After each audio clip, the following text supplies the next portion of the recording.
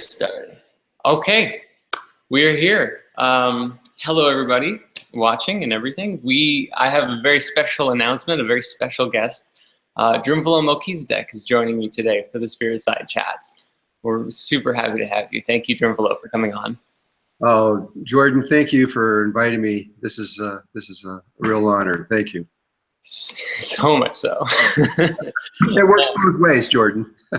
I'm really happy about what you've done with my work out into the world, and you did an awesome job, and I'm really I want to support you in any way I can. Thanks. Yeah, it's funny. I was just having this conversation with someone the other night, which was like, they were saying like, just thank you for spirit science, and I was like, I have to redirect that gratitude to Drunvalo, because it was you who spent, 30, 40, 50 years traveling around the world, meeting all of the spiritual teachers and masters, and like getting all of the information and compiling it into such an easy, understandable package. It's just brilliant. All of the work you've done. It was fun, Jordan. It was not a job. It was a pleasure to do it, and I'd do it all over again if I could. In fact, I'm starting a new book right now. I'm not done yet. I'm about 75% done, and I should be done this year. And but this work is going to connect back to the original Flower of Life. The Flower of Life started, and it went for many, many years. But on the second version of the Ancient Secret of the Flower of Life, on page 361 to 365, I said something, and I don't even know why. When I said it back then, in the year, it was probably about 1998 or 99, I didn't really know what I was talking about, but the angels were telling me, put it in. I said, well, okay. And I put in this information that there was more, a lot more, having to do with the MerKaBa. And so I waited 17 years or more.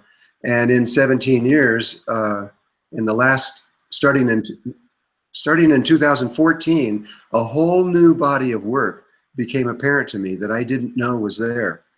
And it has changed my life. The whole way that I understand everything is completely changed. And so I'm very happy to do this one.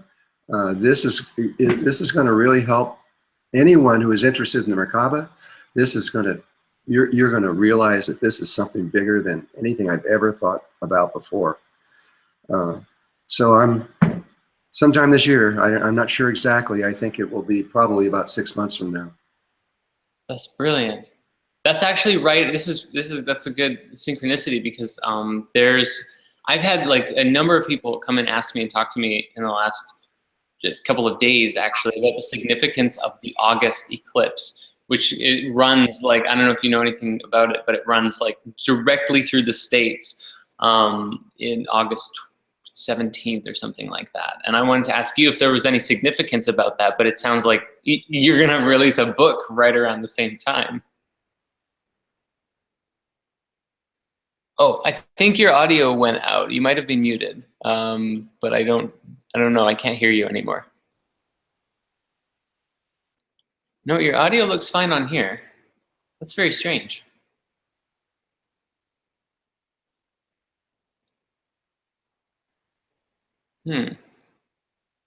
What changed? That's such a good. Okay. If you go back to your settings, I guess we'll. That's very peculiar.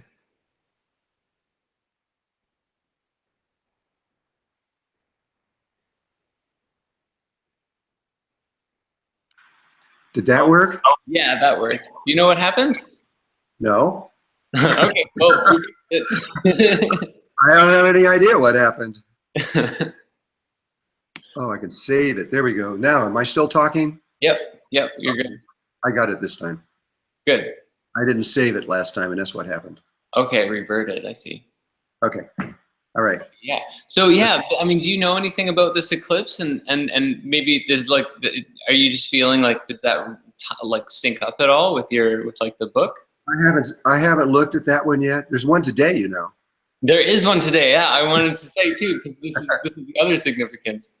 Yeah, and my wife is really into that stuff. I don't really know. I fly blind. All my workshops that I've done all my life, they just tell me when to do it, and I never look at what it means.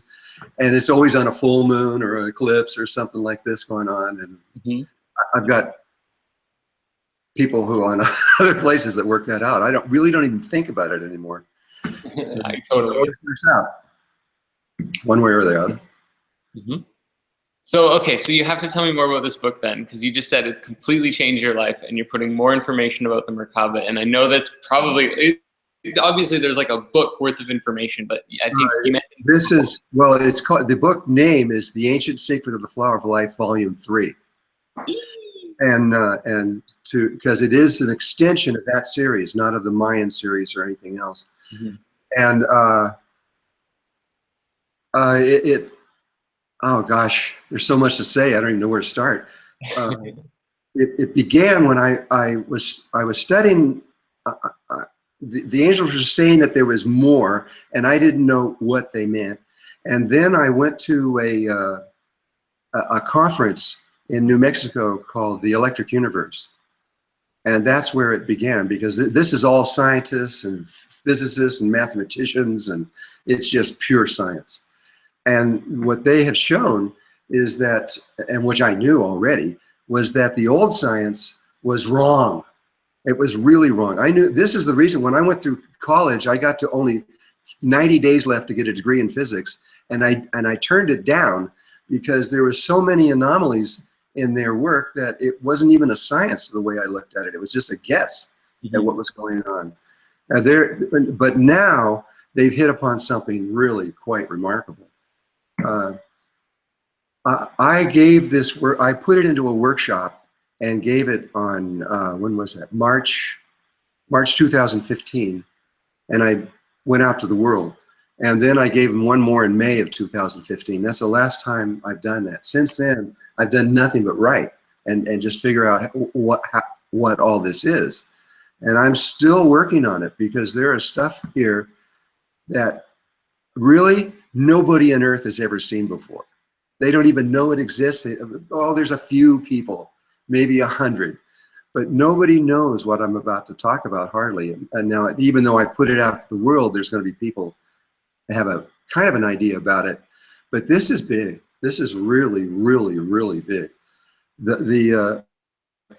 I put it this way in the workshop. Science, you call yourself spirit science, and that's exactly what I'm talking about. There's two different aspects. There's the spirit way of perceiving the universe, and there's the science way of perceiving the universe.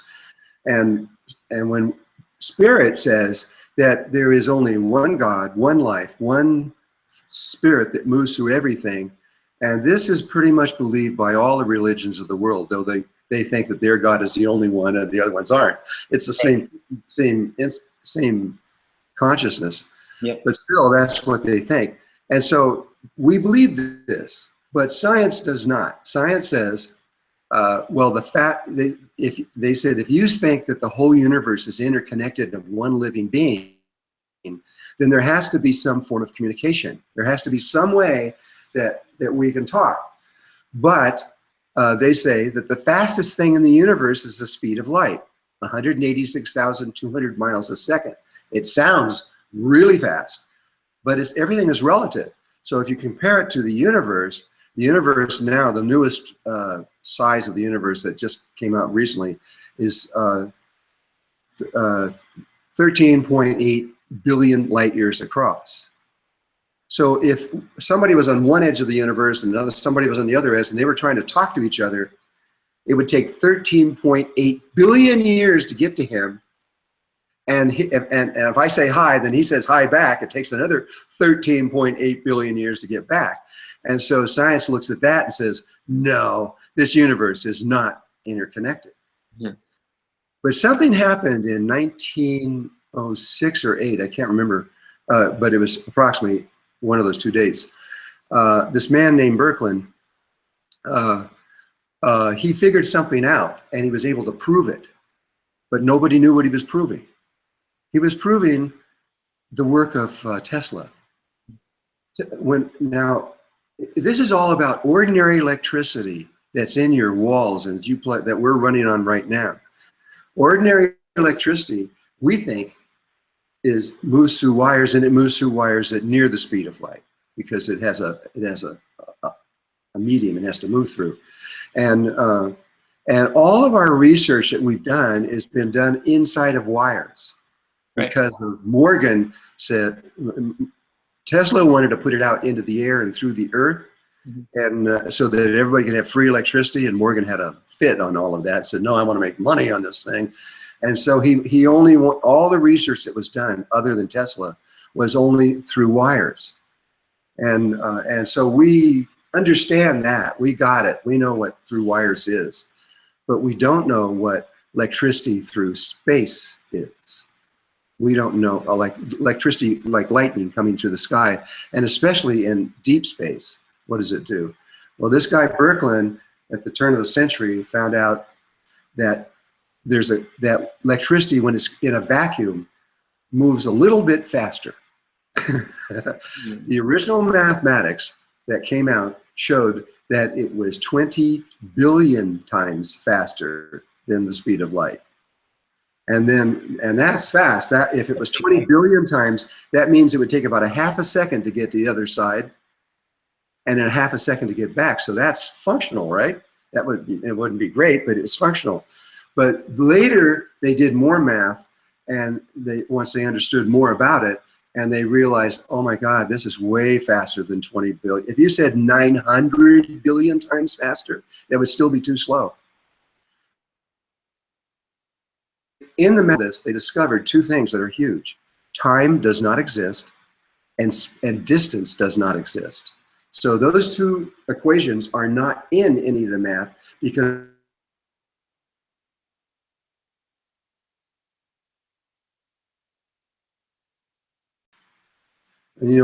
we're just looking at synapses, electrical firings in our brain that fire, that tell us what's out.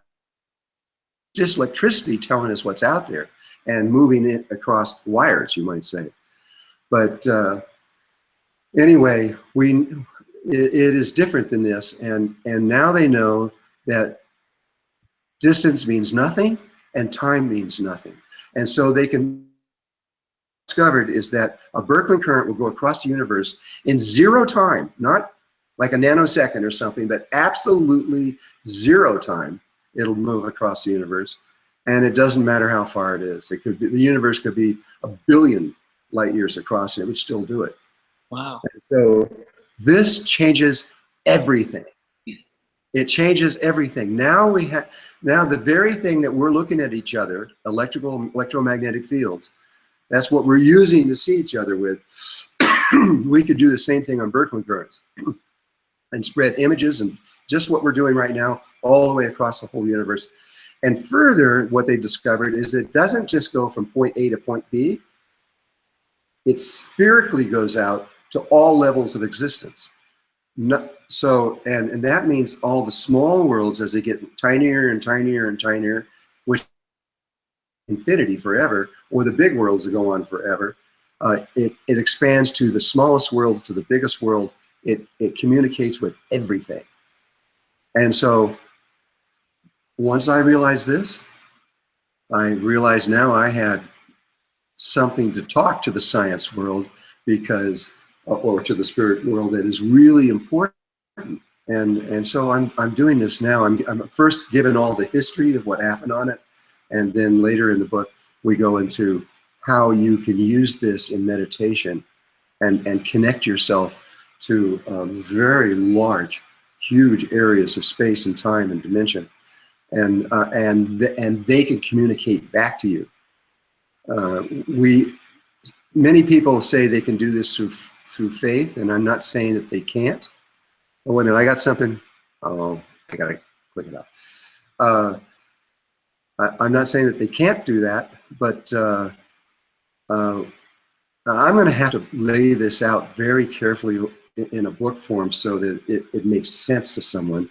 And you can take it, and you know, I would love to work with you on this. And you can take it and put it in a way that's even clearer than I'm able to do it. I'm restricted to the being able to prove everything through science. Well, so am I. But yes, but you just have to understand it, and you put it out in your way, which is it's better than a book. It is. It's better. I agree. I never claimed that. No, I have to claim it. I'll claim it. It's better than the book, because the book nails it down, but you make it clear, and that is that's, to me, that's beautiful. So I want to support you. Yeah, I don't know what to say. Took a turn I wasn't expecting there, actually. I wanted to ask you more about this current, because now, like, you spent a lot of time directly with Thoth, and I've spent a lot of time with the Thoth tarot deck and the Hermetica, so it's a little different. But one of the things that I've read a lot about and just meditated on and everything is really kind of tapping into what Thoth or Hermes described in ancient Greece as like the mind of God. And you know, through thought, everything is connected. And I'm wondering, is this the Birkeland? I think you said it was Birkeland current, like this zero time thing. Is this the same field as like in physics? Is this the gravitational field? Are these thought waves? Are these emotional waves? When you set everything up, so that in meditation, you have to set your body and currents moving through your body in certain kinds of ways. It's taken me years to figure this out.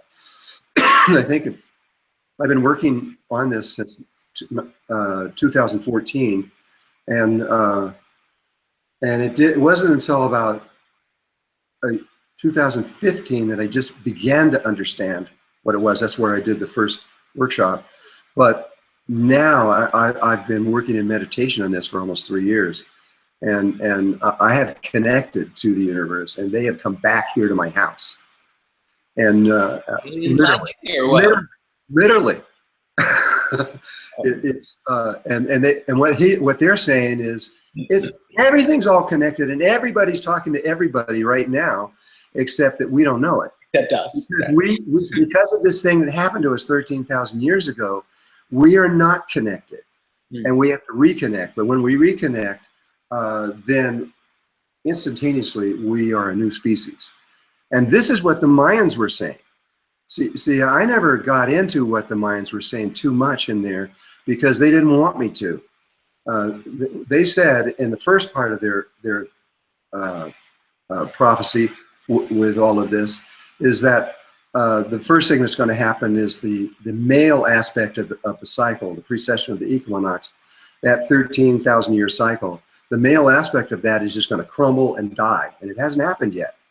That's for another reason. The Mayans still don't understand why it didn't happen. And because we're now in a new kind of cycle, which I can talk about if you want. But I'm getting excited. Exciting. So the Mayans said it was going to crumble, and then immediately following that, which had to begin by January 1st, 2016, because that's the beginning of the new part of the female cycle, which goes for another, actually about 12,500–600 years. And that part of the cycle, I sat down in Guatemala with the head of the Mayan, all the Mayan culture, and about 25 other Mayan heads in there, and they told me all this, and they said, now we'll tell you the other part of the cycle of the Mayan prophecy, but they were afraid for them to put it out because they were afraid they were going to lose credibility, because no one would believe them. And I understand, and it was hard for me to understand also until I understood this, what Birkeland currents, and now, okay, this is possible now, but it wasn't possible at the time that they were trying to talk to the world about it. And that is, what they said was, you're going to come to a time very quickly where every human being that is alive on Earth after this is done, will be able to be anywhere in the universe by intention. And I mean literally taking their body and all and physically being anywhere. That's pretty hard to accept. Until you start understanding the Birkeland currents and what can take place on that and what it is and how it works throughout the universe. They're learning that stars are communicating with each other. Our sun communicates with the earth. Every time you see an aurora borealis come out around the top, the two poles, you are seeing Birkeland currents coming from the sun to the earth in 0 time, which is now scientifically being documented, which is throwing out all their ideas about the speed of light, because it takes 8.5 minutes to get here by the speed of light. It takes 0 time if it's a Birkeland current. And a Birkeland current comes out of the sun whenever there's a CME, a coronal mass ejection, and it goes and it instantaneously this Birkeland electrical current comes out of the sun and follows the gravitational field back to the earth and hits the earth, and she responds with the aurora borealis. And this is sexual between the sun and the earth. That makes sense. This is what it really is. And I have so much information on this now. It's like I can't get it all out. It's all crammed in there. Yeah. No. So it's sort of like just the basic kind of new. I mean, you're kind of operating from like scientific knowledge that hasn't even like phased the general public yet, and then like what we have like in the general populace and everything like that with quantum physics, like they're saying, you know, 2 particles or 2 atoms or molecules or whatever. This proves that can exist in 2 places simultaneously. So you're basically saying the moment that the sun emits the thing, like the moment that exists. Literally the moment the beam starts coming out of the sun, we're connected. It's all there. Yeah. They're connected to him. And he can direct it just at her, or he can direct it to all of them, or he can direct it to 3 of them. It's totally conscious. Yeah, that's amazing. And so, first of all, I have to, in the book, we have to explain the cosmic level of all this, because it's as above, so below. But the so below is us. And that's a really amazing thing. If you go back into the sacred writings, and especially ones out of Europe, they will talk about something that nobody really got very well. And that is that the human being is a mortal coil, an electrical coil. And we're a mortal one. We're a biological mortal coil. And what does that mean? That's what I've been spending the last 3 years on understanding. We are a coil. And that coil is one that is capable of producing electricity on such high levels of energy that we can't even believe, but we can prove it. And it comes out of the top of us and stream, just like if you see a galaxy out there and you see how the disk comes out, and then you see these 2 beams of lights when they're streaming, these thin beams of light that come out of the top and the bottom. If you look, they're all over out there if you look at them. They are streaming Birkeland currents and connecting with all life everywhere. And we can, as an individual, the size doesn't matter in this. As an individual, we can do this too. And it changes, what I'm realizing is it changes the way that we can ascend. When I gave the Awakening the Illuminated Heart workshop, that was complete. It took me a long time, but it was done. It tells you exactly how to go in the ancient way that almost most of the majority of the ascended masters, there's about a little over 8,000 of them, that's how they did it. Mm. And because it's been so proven, so many more than anything else, and that's the method we use. There are other methods, but they take a long time, because you have to go from here to the third, from the 3rd to the 4th dimension. You got to get used to that for a little bit. Then you go to the 5th dimension, which is formless, and now you're going into formless states, and everything from there on is formless. And you have to go in through all 144 dimensional levels to get into the place that we were going. This would take a while. I don't really know how long, but it would take a long time. But with the Birkeland currents, it connects you to all life, and enlightenment is instantaneous, like a lightning bolt. It's over. So It's done. it's sort of like when you release the limitation that you can only go so fast, you can go infinitely faster. It's not just the mental limitation. You have to know how to move this energy through the body, and we know how now. And it's just it's a teaching that I am going to give to everybody. This is up to them to decide whether they want to do this or not. But it is also incredibly beautiful and pleasurable. It is it's Tantra, and you can't. It's all about your heart and the beating of your heart, of how the heart makes the electrical flow that goes up and down your spine, and which creates this 60-foot approximately magnetic field around your body, which is your biosphere. We talk about this in this also. Yeah. And the biosphere science through Stanford and HeartMath has proven that the biosphere is connected directly to the geomagnetic field of the Earth. And so literally every person on Earth is connected to the geomagnetic field, whether they want to be or not. And every single person on Earth is connected now to each other, and we don't know it. We can communicate with any person on Earth better than a cell phone once we know how this works. And but that's just the beginning of reconnecting back to the universe. That's another very slow way. But oh gosh, this is hard to do in such a short amount of time. I know it. but the heart makes this. The heart. Let me just talk about how the heart makes such a massive amount of electricity. Okay. There's 7 regions in the heart that this has to pass through, and it begins in the what's it called? The pacemaker cells.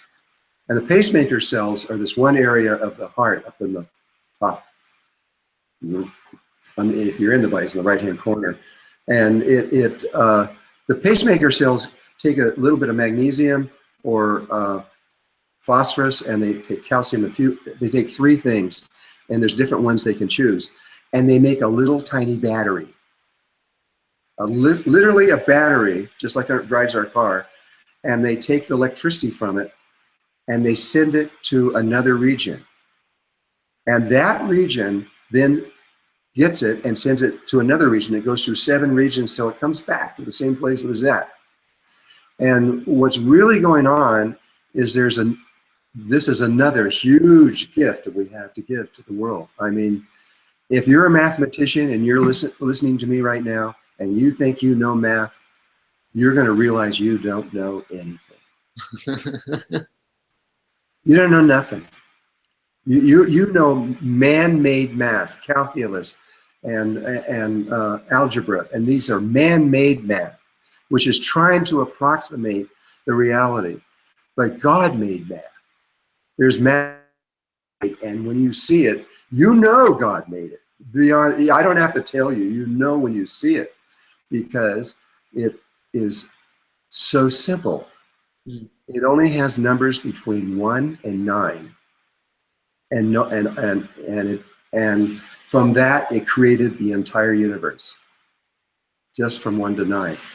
And out of that came what we call the Fibonacci sequence, which I've told everybody, that's what created all life on this planet. Mm-hmm. But there is more. There are 6 more Fibonacci sequences that nobody knows about. No mathematician, except for a few. Most of the mathematicians in the world don't know what I'm talking about. There's 6 more, or there's 7 Fibonacci sequences that produce all the life in the universe. I'm so excited to wrap my head around that. Well, they're simple, and when you see them, you know they're Fibonacci. They do exactly the same thing. You add the next one to the next one, only they move in a different way, where the first one goes out and literally infinitely goes forever, and infinitely goes forever within. Life restricts it to a certain point. It makes so many turns, and like a nautilus shell, it goes so many times and then ends. Mm-hmm. Because it chose to end and not go infinitely. And but this one is, these are very, very different. There was a movie that came out just recently called The Arrival. Did you see The Arrival? Yes, brilliant movie. I loved it. Okay, it's a very good movie, especially showing how 90-degree turns and gravity and dimensional levels are connected. That was really good. But there was one place in that movie where they go inside this thing, a long tube thing, and there's a invisible field across it, and on the other side it's another dimension with these other higher dimensional beings. And at one point, and on this side are human beings, and they're talking back and forth between this film, between the worlds. And at one point, the ET initiates something. They go up to the screen, and they are based on 7 hepta, and so they have 7 arms like an octopus instead of 8. They got 7, and the hands have 7 fingers, and he puts his 7 fingers on the screen, that's between that, and he tells her to put her hand up, but she puts both hands up, so there's 10 fingers up there, and he goes, no, and so she goes, okay, and she puts up her hand, and his hand's there with 7, and her hand's there with 5, and that was really important because it's talking about this very thing. The first Fibonacci sequence goes 0, 1, 1, 2, 3, 5, 8, 13, 21. And so 5 is part of our Fibonacci sequence. That's why we have 5 fingers and 5 toes. But he has 7. Well, the second Fibonacci sequence, it goes 0, 1, 1, 3, 5, and when it hits 8, it converts into 7, and 7 is part of the next sequence, but doesn't exist in the first one. And so he's talking about there's a higher life form, and for best I can tell, there might be more above this, but there's at least one more definitely different sequence. So the mathematics of those bodies are going to be different than our bodies. Right. Yeah, that makes a lot of sense. And so that was such a clear thing in there, only because I knew what I knew. Otherwise, it's just like, what are they talking about? Why are they doing that? Anyway, I'll get there eventually for you guys. I want to. I'm doing everything I can to get there. But this work, I want to acknowledge who did this. There's a mathematician in the world, and his name is Marco Rodin, R-O-D-I-N. And Marco has been working on this his whole life, and he's about to give all of his knowledge out for the first time too. He's got about 80% more than anyone who has followed him ever knows. And when we got together, 2 of us got together for 2 weeks, he knows that sacred geometry exists, but he doesn't really know it. At least like I spent my whole life on it, and he spent his whole life on this other form of mathematics. And when he showed me what he knew, and when I did, I superimposed it with the geometry that I could see was there, but he couldn't see it. And when he did, like there's a point in there which was the energy point inside this form, and he doesn't know. He knows it's the energy point, and that's important, but he doesn't know why. But what you see there is a pyramid in this complex. It's actually an octahedron. It goes to a point to the bottom and a point up the top, and that point focuses right on there. But it's a chain. It's a z-axis chain that goes down and up. This thing goes up forever. And when we look at it in terms of the DNA, we now know that this is the access point to the human DNA. It's the point where the human being, when they focus on it, can change their own DNA. This is clear to what we see. And so there is a lot of really high-level information that's about to come out that if all the people that understand this kind of stuff take it on, we may evolve very, very quickly. Right. So I'm you're livid with enthusiasm. there's so much. I haven't even started on this whole thing, but this is I didn't know this was here, and now that I know it's here, I realize that there are probably more of these things going out there. There's has to be so much. I mean, especially like with these a bunch of Fibonacci's that like we can't really we haven't comprehended so far, but it makes sense that like it matches with other forms of life. That maybe that's part of the reason we haven't met or really communicated with other forms of life on a large scale yet, is because we don't can exist. It is hard for them to communicate with us because we are so different. We're primal. Mm-hmm. We're one of the first levels of life figuring out how to make bodies and things like this. Right. We've gone way beyond that, and it's way beyond it. Yeah. But still, we are, by our being able to understand what I'm talking about and understanding that there are other ways that bodies can be made, still in the Fibonacci understanding, which still approximates the golden mean. It just approximates it better and closer than anything we can do. Okay, cool. And so that's kind of where it is. I wanna ask you another question, sort of about this, but a little bit more personal too, to all of the people watching, and just as it relates to everybody. Well, you've mentioned before, like, and this is all interconnected, right? With rapid ascension and rapid evolution, and even technologically assisted evolution because of where we came from in the fall of consciousness and everything. And you said before that if we weren't like out of here, by like it was like the end of 2015 or maybe it was middle of 2016 or so, then you said that the Mayans were wrong. And I remember actually asking you about this recently, but I was hoping maybe you could kind of elaborate on it. Talk about how, and then also, how do we prepare for this change that like we're kind of being held in this state? You know what I mean?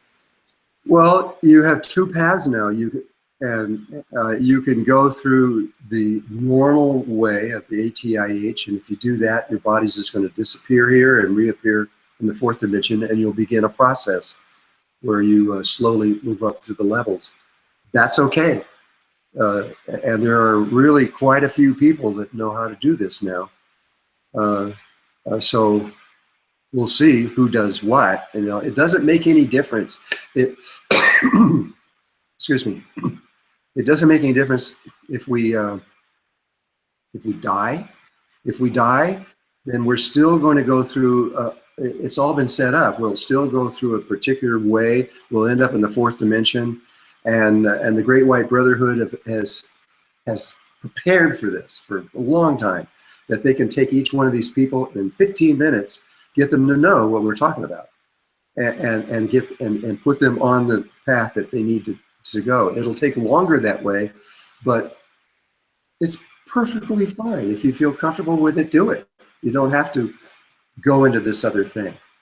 But some people, and even if it's only a handful, some people are going to see this and get excited and realize, okay, I want to go this way.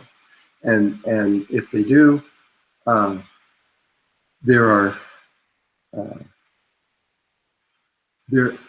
forgot your original question. I know, I sort of threw a bunch at you because it's such a big image in my mind. The first question really is were the Mayans wrong, or what happened in this? They were wrong because what they said, they've been here for over 26,000 years. That's what they tell me, anyway. And they tell me things that make me believe them. And they said that in all the times that they've been here, they've watched all the changes happen. And they've seen people, go through ascension, and they've gone through ascension and everything else, but they didn't know about what we're talking about now. And life has chosen to do this rather than the other one. The other one's still there, but life has chosen to take a different pathway, and it's a pathway that humankind has never taken before, not ever.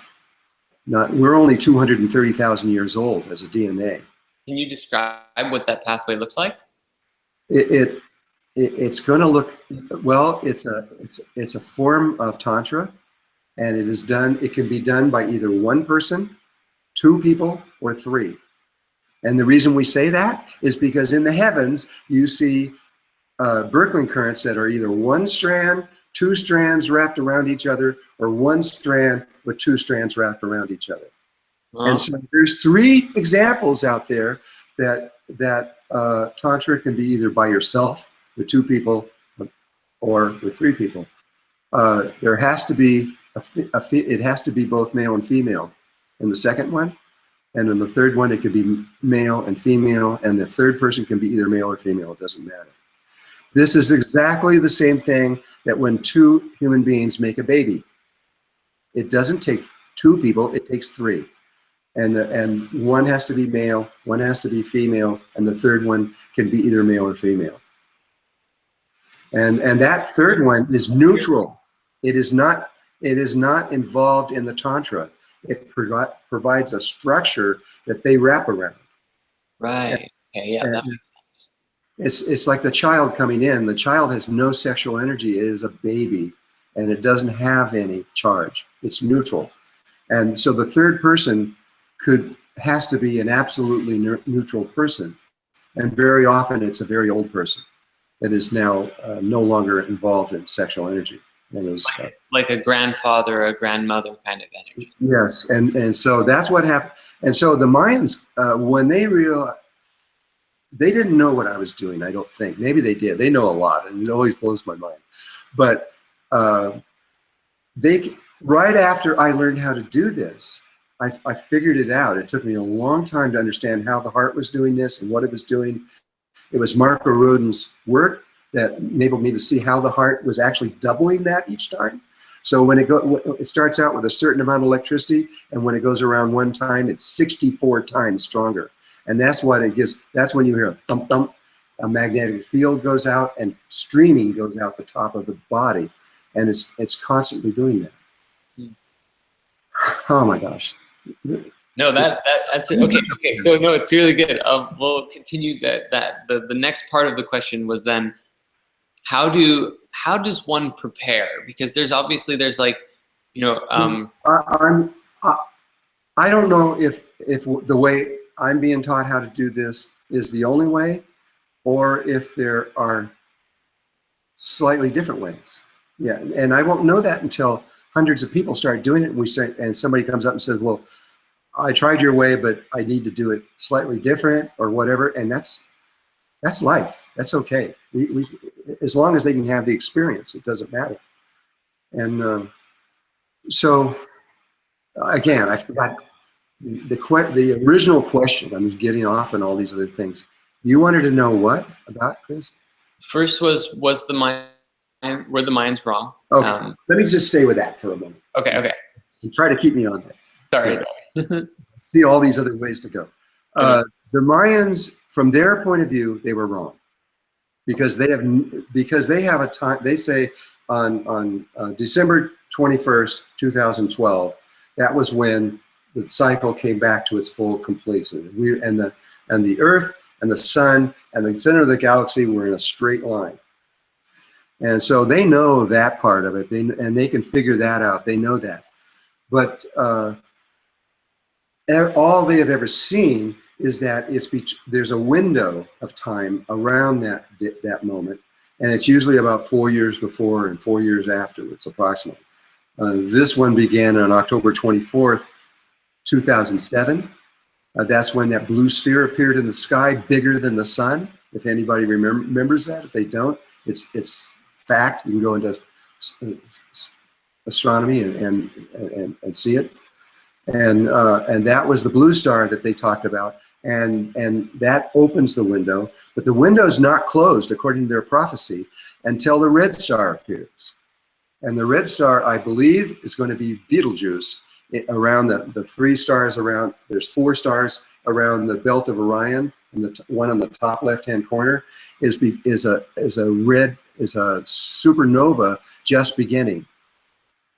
And science has said that if that goes supernova in our lifetime, I mean, it hits us here, it's very, very close.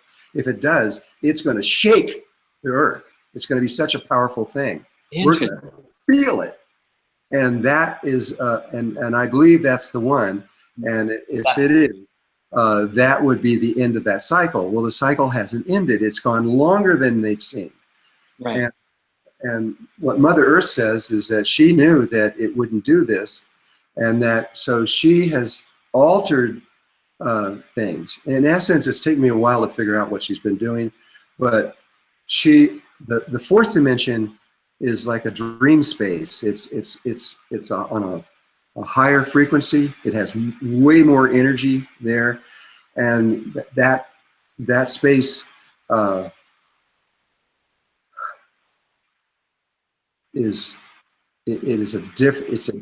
things can happen there that could never happen here, because you can just imagine something and it appears, and that's possible here, but very difficult. There, anybody can do it, and so when we go into that space, everything is changed. I can't hold it. I can't hold this. I got too much.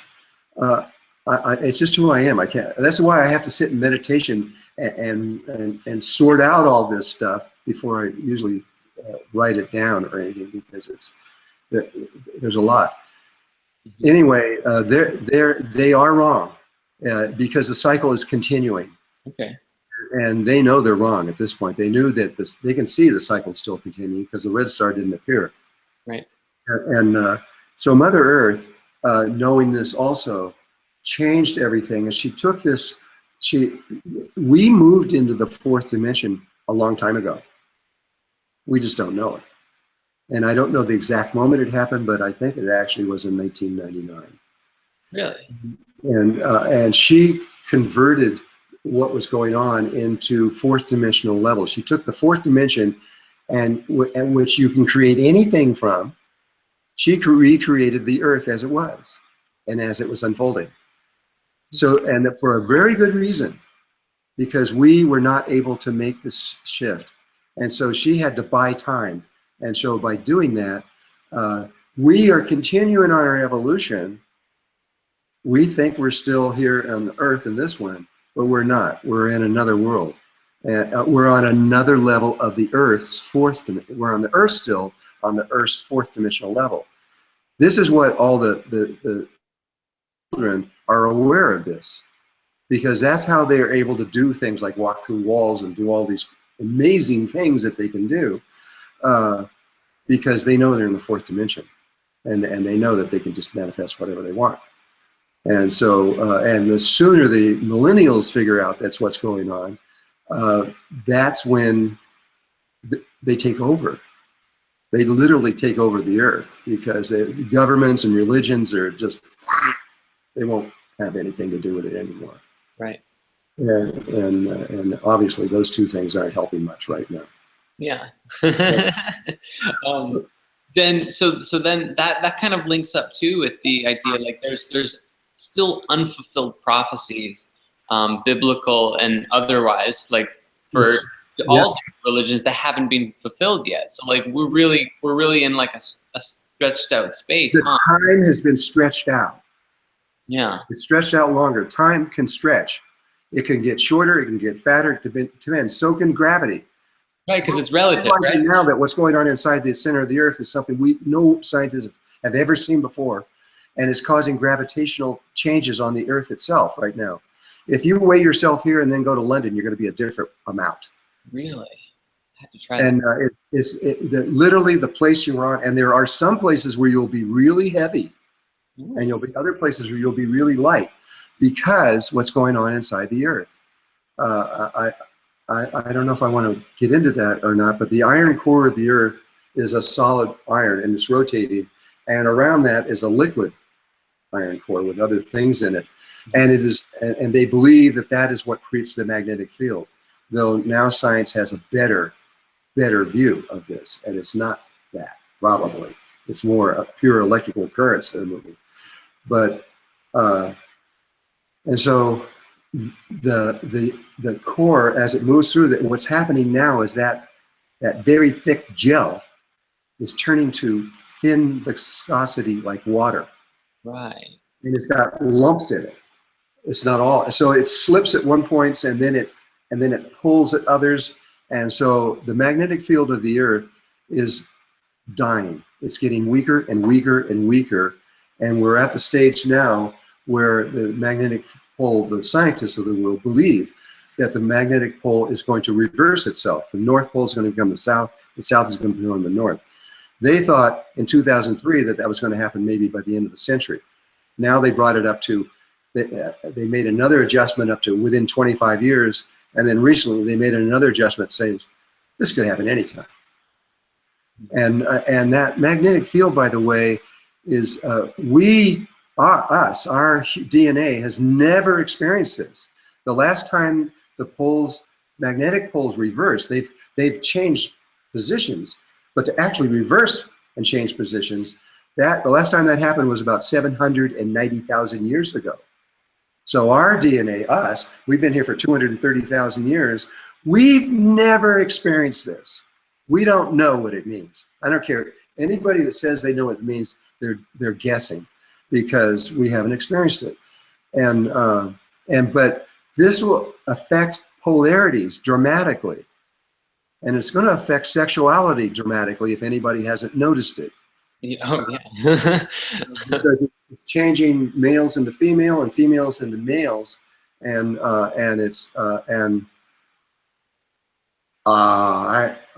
don't know where that leads exactly, but we can see it happening all over the world. It isn't one country or one race or anything else. This is changing everyone. And when it actually happens, when the poles really do this, then there's going to be, I think, some really amazing changes that we're going to visually see. And this could happen 5 minutes from now. So just really quick, can you describe the difference between the pole shift from 13,000 years ago and then the 70,000 year cycle that you just described? Because I thought 970,000. 900, right? Yeah. So like, I thought the last one was a magnetic and physical pole shift as well. well. Last two were simply pole shifts that moved a little bit. They moved to another. Even like in Atlantis, like when we went, like yeah, the fall when Atlantis moved, it moved from where Atlantis was up to where it is now.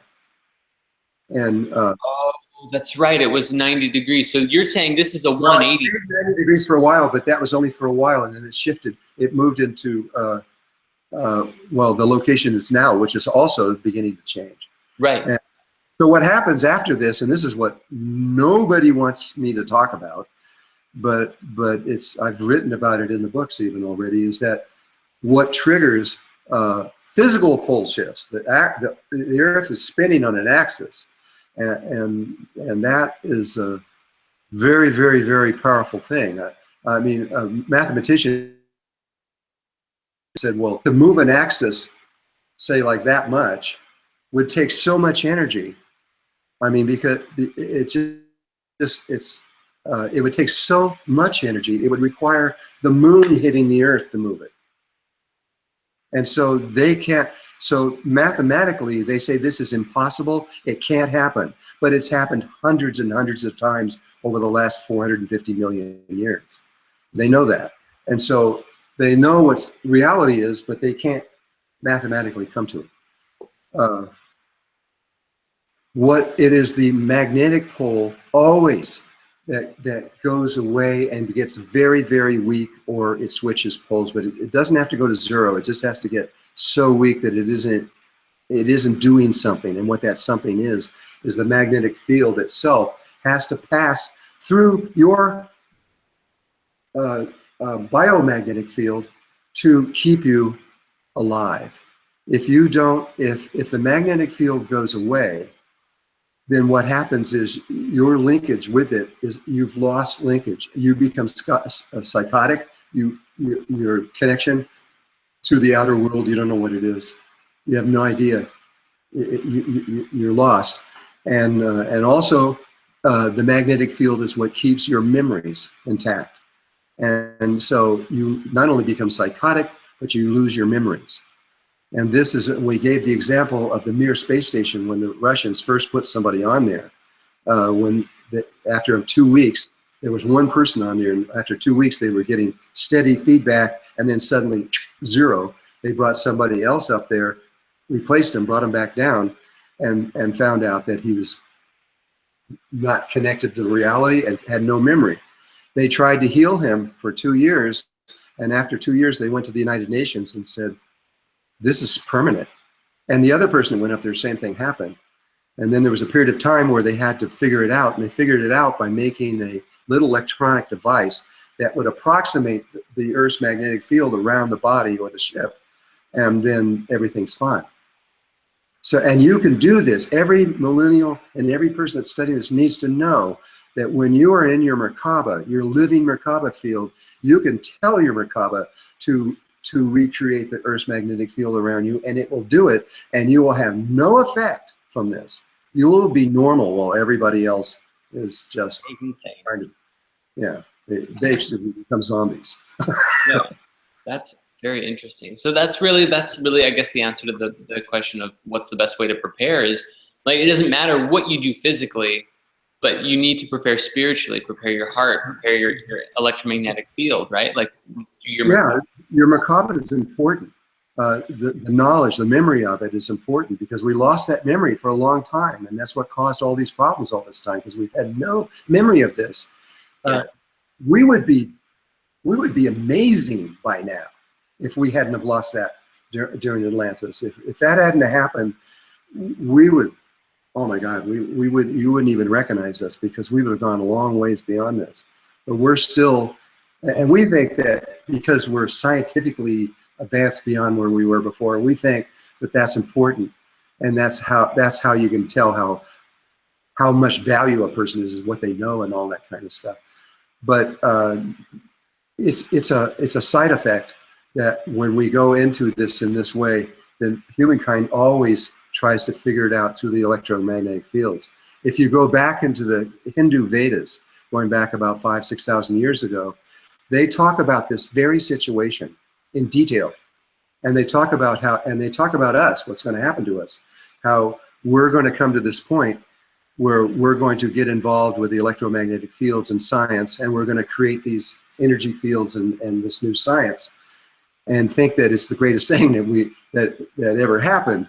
But they also say that that at the same time our spiritual side is growing, and when it gets to a certain point, we're going to, in a single day, according to them, we're going to throw away all of our science and leave it alone. All our cars and our computers and everything else, we won't need them, because we will understand who we really are, that we are part of God, and we are connected to the whole universe. And at that point, we can do anything.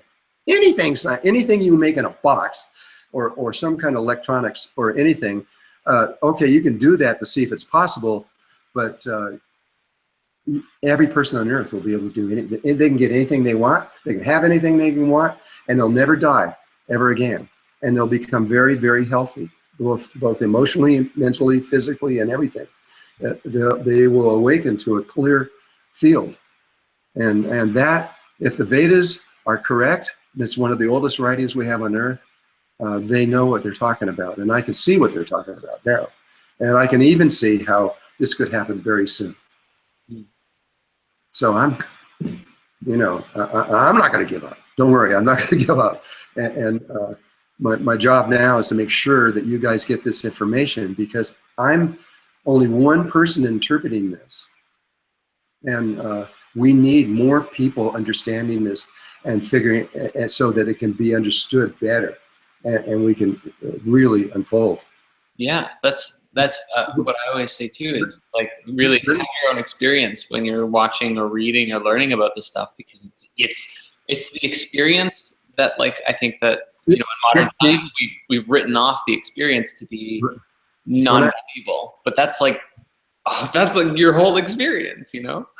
When I gave this workshop, and both times I saw something I had never really seen before. When they got the whole thing, I mean, people just broke down crying. They just couldn't stop. They were just crying because they realized what this meant. And this is fantastic. When they were teaching me how to use, once I understood how it all worked in my mind, I had to bring it into my heart and bring it into my body. And so I started doing what they were telling me. I had Thoth and Shisat came back in, and they were with me every day, teaching me how this can be used.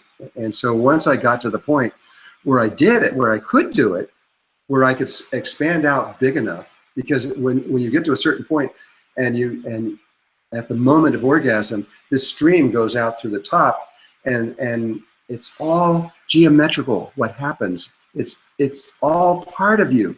It's who you are. And this streaming goes through this out at the omega sphere, way out here, about 30 feet out, which has a water cap at the top. And science knows that the electricity has to move through water. It's exactly what it does. It moves through the icosahedron and through the dodecahedron, and then goes out this massive stream of electricity out through the top and down through the bottom. And that is how you connect. Though eventually it goes out and becomes this huge toroidal field. And once it, and I mean really big, bigger, the first time you do it, you may capture the solar system. And then very quickly, I got to a point where I captured what is called the local universe. It's everything that you can see with the naked eye. And right when I did that, the Mayans called me up and said, "We have to talk to you. You have done something, and we have to talk to you." So they sent 3 Mayans up to here, to Sedona, where I am, and they said, "We need 3 days for ceremony." So for 3 days we did ceremony, and at the very end, they brought in these small 13 crystal skulls, and we did ceremony with that. 12 crystal skulls, and we did ceremony with that. And at the very end, they brought out a full-size crystal skull that was made of jade, I think, which they said was the oldest one from Atlantis. And it was a Mayan person who was in there. And that Mayan person learned what I had learned through this, and streamed out and he became the local universe. And I wish I could show you things that we have here now where you could actually see the pathway that he came in to get to us. And science watched this happen. It's been documented. They've seen he came down, he went through one local universe into another one, he was searching for it, and then he came over to this one over here where I was in, and then he went all around and then came straight to Earth. And so they gave it to me, and I didn't know who it was. I went in there. It was an older male Mayan, and he was the one that came back in when I was learning to do this, how to do this, what this means, and so I've had a lot of help. I could have never done this by myself. There's no way, and so life is really trying to help us right now. In a lot of ways, and so I don't see anything that's going to stop us. We have a lot of assistance right now, and the people that are trying to do this in various ways, whether they know it or not, you've got massive amounts of life that is doing everything they can to help us, even by stretching time out so we have more time to be able to understand it. So, because we weren't going to make it. This is what the ETs kept telling me, and I kept telling them, no, we're going to make it, we're going to make it. Well, we didn't make it. We are going to make it, but they had to alter time and space and everything to be able to do that. But life did that for us. They've changed it. It wasn't just Mother Earth. It was through the Birkeland currents going out from there to the sun to all life everywhere. Everything, every living thing, including little tiny bugs and bacteria and everything else, they're just as important as we are. And all these various levels that see life in a different way are all coming together because they know that we have to do this. We have to, it doesn't have to be every last person on Earth, and it almost certainly won't be, but it might be. But it's probably going to be a much smaller group, a few million people. I don't know, maybe less. And but those people are so crucial for all the rest of life because we're making a jump into a higher level of existence that they have never, even all the rest of life, the highest beings in this whole solar system, I mean this whole universe, all of it have never experienced what we're about to experience. And for whatever the reason, you can go why or why us, I don't know, why this little grain of sand in the middle of nowhere, but this has been chosen as the place for what, as to be that little spark of light that goes out, and all the rest of life comes behind us. We are the one to lead them. And so we can't fail. We just can't. And because I'm coming from where we're going to, I know that we don't fail. I'm certain of this because I can go into the future and I know we make it. And on a deeper level, on a history level, I can even go into why this is happening. But right now, we're just day to day having our tea and coffee and things and whatever it is, and living our lives. But every person on earth, even those that die, and all the rest of life that's on this, is crucial to what's about to happen. And I don't know when this is going to happen. I really, I don't know. There's no timeline anymore. I don't have the Mayan saying, yeah, you're between here and here, or anything else like that. If we see Betelgeuse getting bigger, turning red. It already is turning red. Exploding, I guess, right? It's exploding right now, but it hasn't reached us. Okay. If we see that happening, then yeah, maybe it'll only get this big in the sky. It doesn't actually have to reach the Earth. That's still pretty big for a star, which is normally like that. Oh yeah, but this thing's close. It's not very far away, and they said it'll actually shake the Earth. So this is. I reckon that would probably be like that. That could be the catalyst for all of these events, like the flipping of the magnetics to polar shift. I hope we are supposed to do this before the end of the cycle. So in other words, when that starts happening, we may see it, but we got to go. Yeah. That's after that, you can't do it. Seems we got work to do. You got to write a book. I got to make some videos. Yeah, we do. Okay, I have one final question for you, because this is our hour. So like I don't want to take up your whole day, and I thank you so much. I don't care. Whatever. It's so much fun. Yeah, I know. We can really talk all day. Okay.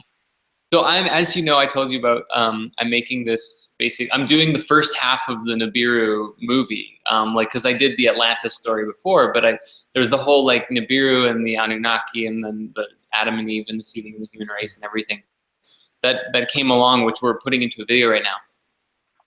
If you knew or had any documentation on when in time, like how many million or billion years ago Nibiru first came into our solar system and crashed into Tiamat. If you have, that was a really, really long time ago. You need to study the Sumerian records. Yeah. Well, I was reading Sitchin, and I was reading like 4.1 billion years ago, like when that's when science also pegs the creation of the moon. So that kind of lined up for me. But there's other people who say, oh, it was 50 million years ago, and that didn't really work in my head. But 15 million years ago? Sorry? 15 million years ago? So, I mean, there's a lot of people on the internet who are posting different things. So I mean, you have to interpret Shishkin's work, and he's not the only one. There's over 100 people that can read cuneiform, and so he's not the only person. You can find other people that read and give you another view besides Sitchin. But I believe that it was in the billions, 4.1 or whatever it was, billion years ago. This was a long time ago. Okay.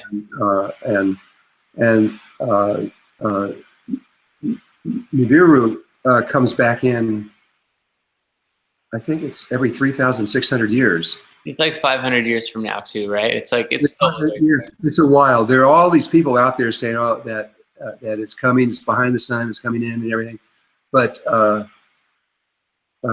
it's never happened. This is like the 14th time or something they've said this. Yeah. I got a hold of the NASA's records when they found Planet X, which they called, and that planet is huge.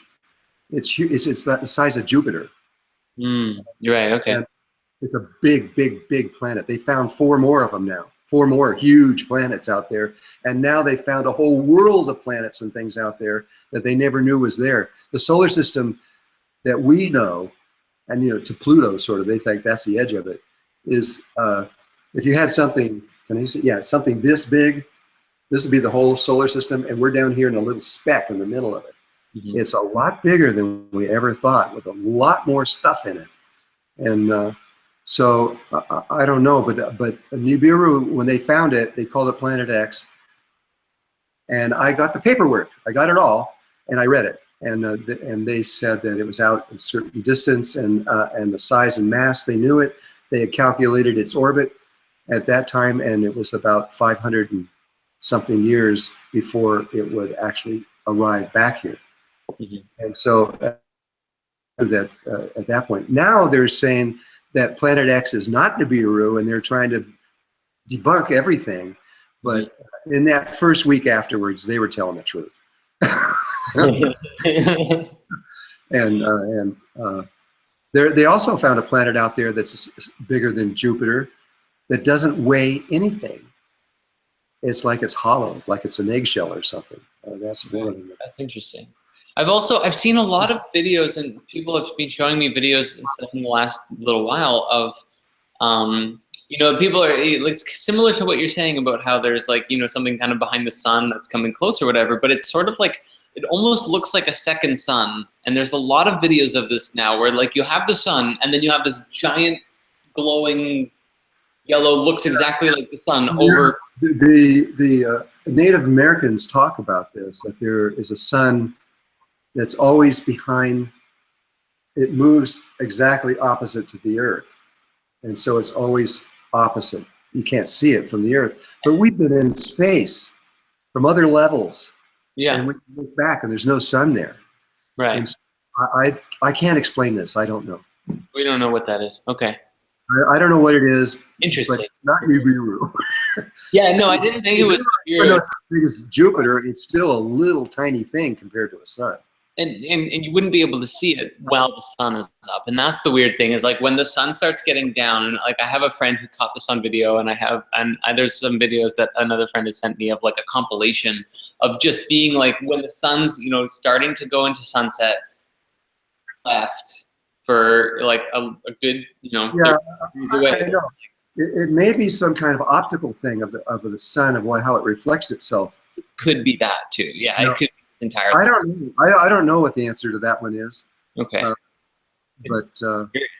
it's not Nibiru. I don't think. I think that's going to be a long time before it gets here, and we might be happy that's true, because when it comes through, it would just cause havoc in the solar system.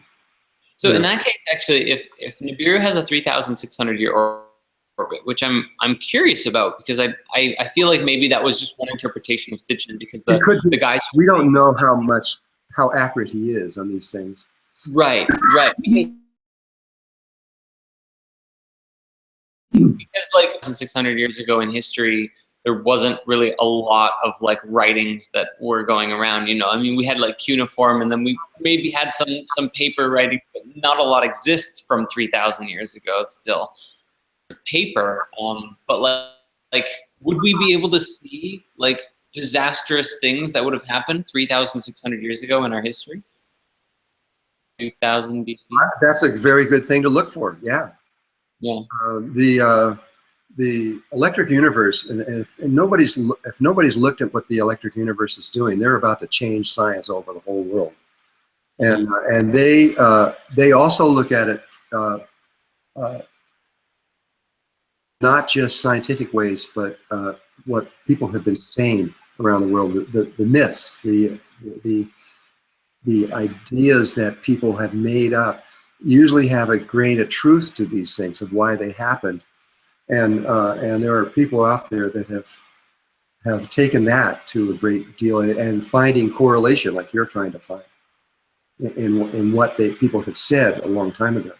Right. Because now, like, and I told you a little bit about this before, and I don't know if you've looked it up, but a man named Mike Brown and Constantine, I don't know his last name, but he was saying that, or they've been really looking for Nibiru and like, or Planet X. Like they're not calling it Nibiru, right? But they basically and the government is saying that Nibiru is not Planet X. Of course. But anyway. What they have found though is like a Neptune or yeah, like a Neptune-sized planet that has a long elliptical orbit that goes through our solar system. But they don't say that it comes as close to the, you know, as to the asteroid belt as like the Nibiru is supposed to. But they did say that it had three. It was like they estimated a 36,000 year cycle rather than 3,600. So it kind of made me think maybe like that was a mistranslation with Sitchin of the Sumerian tablets. Maybe it was 36,000 year cycle. Yeah, 36 instead of 3,600. Well, those are the kinds of mistakes that are easily 10 times anything is something that can be easily made. Mm-hmm. Drop off a zero or somewhere and you got it. Right. I mean, and we're interpreting texts that are 6,000 years old. So yes, I know, but Nibiru is not playing a physical role in what's happening right now. I don't think. That's good to know. You know, so I don't think it's worth time hanging out there too much, because it's though it is important, because that's where the Nephilim came from, and they came down here and influenced our evolution dramatically. I think it's for that reason that I feel so compelled to be working on it. Is really to just complete the story, you know, because that's like that's one of the most popular videos out there is the human history movie about Atlantis and the rising and back to consciousness, but it was never completed. It was always this like where did we come from before that I really want to like put out there. But that, in addition to We've like been around forever. Sorry? We've been around forever in different forms and different ways. No, the idea that a human being is just got one life and it's over with at the end is just ridiculous. I mean, it's just ridiculous. How could we get this evolved in one day? I mean, it just doesn't happen. It is. We've been around. From my understanding of every teacher I've ever known, without exception, they all believe that humankind, a human being, has been around forever from the beginning. And even before if we did come from a big bang and we came out of a little speck so small you can't see, and we're now this big, we were still there then. We may take a body and then die, but we're still alive, and we're going to go to another place and take another body, or go into formlessness and whatever. But we're not going to not exist anymore. That's just not true, and it doesn't even make any sense. So I guess the moral of that is that no matter what happens, you know, as long as you just don't fear, because no matter what happens, no matter how crazy things get, we're always going to be okay. There's no real reason for fear from what's about to happen, because no matter how it is, the universe is behind us and controlling what's taking place. It isn't us, you know, it's not me or you or anything else. This is much bigger. This is as big as it gets, actually. But there are areas of this universe that they don't know about, that are so much bigger than this universe. It's crazy. And everything they're not aware of it. Everything that we see is just such a tiny little fraction of what actually is out there, right? Oh yeah, I know, but they don't know what's really going on. You know, you got a lot of life forms like the Greys, for example, which we're familiar with. You know, they've been trying to go through these portals to get to this other sides where they are. There's 13 of these in existence, and they've been trying for 2 million years, maybe a little more, with super science, with a spaceship that can go into all 144 dimensional levels, but they can't get over this Great Wall into the next level of octaves, and they can't get in there. They've tried to get in there, but they can't. And nobody has that I know of. Now, maybe somebody did, and we just don't know it, but I don't think so. And because I came from that place, the next level of there, and I know why we're here, why this transition is taking place. There's only one form in this next octave, which is I'm in the base chakra of that 13 chakra system, and in the base chakra, way down deep in the core of it, there are the first 144 dimensional levels, and they're what they're doing is they're recording these things in a different way. It's like a library. The one that we're in now, this third dimensional world, this is old. This is ancient. We have gone so far beyond this at this point. This is like ancient history. Mm-hmm. But our jobs now, being in the base chakra, is to record where we came from, and that's what this is. The first two levels are recorded. The third level is about to be recorded, and then we're going to record all 144 dimensional levels.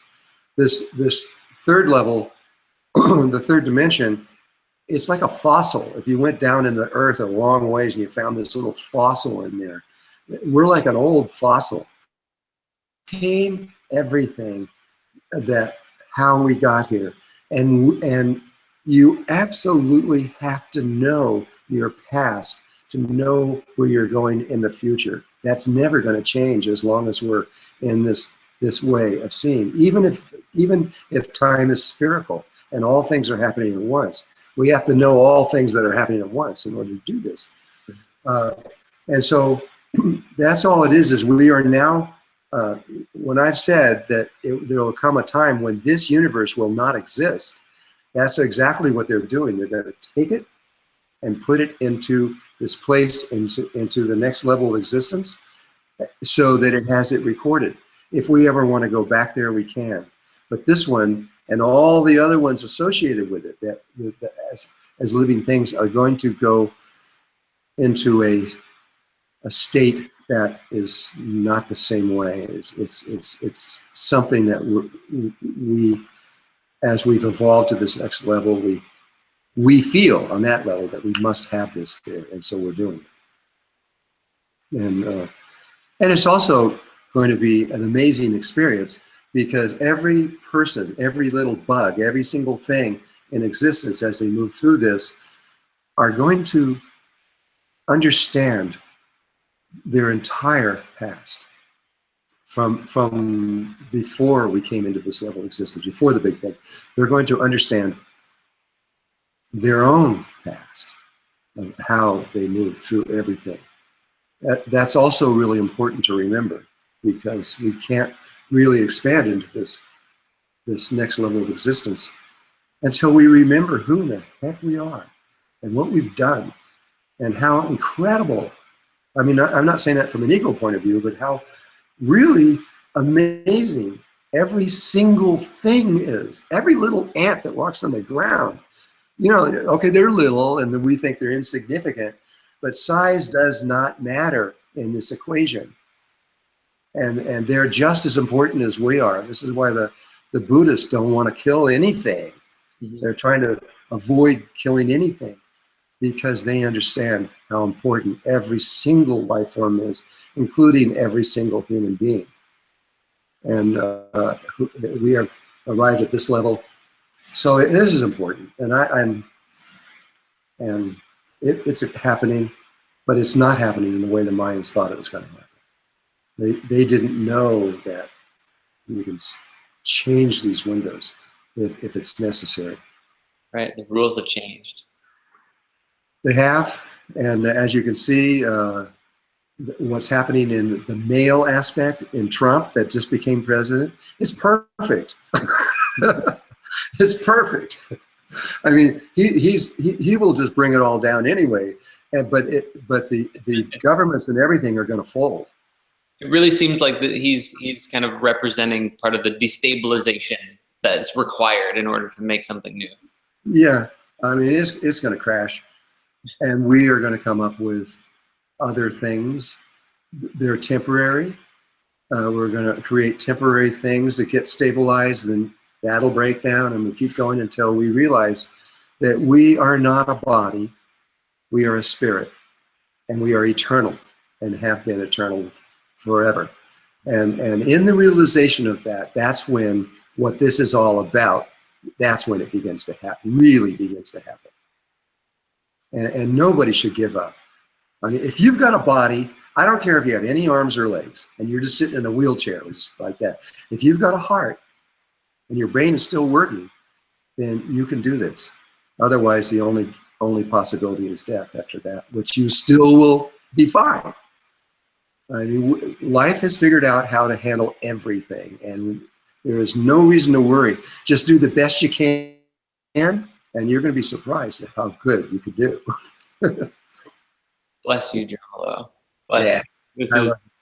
I love you. I love you guys out there, and I hope you hear that this is a good thing that's happening here right now. And thank you so very much for coming and sharing your wisdom I'm very happy with the world today. It's been such an honor. I want to work with you, Jordan. I want to. I hope you do. I would like. Well, we're gonna end the broadcast, and then you and I can keep talking and figure out if what our plan is, if that works. So, to everybody watching, thank you so much for tuning in with us today. Thank you. I love you guys. From the bottom of our hearts. We'll see you next time. Okay.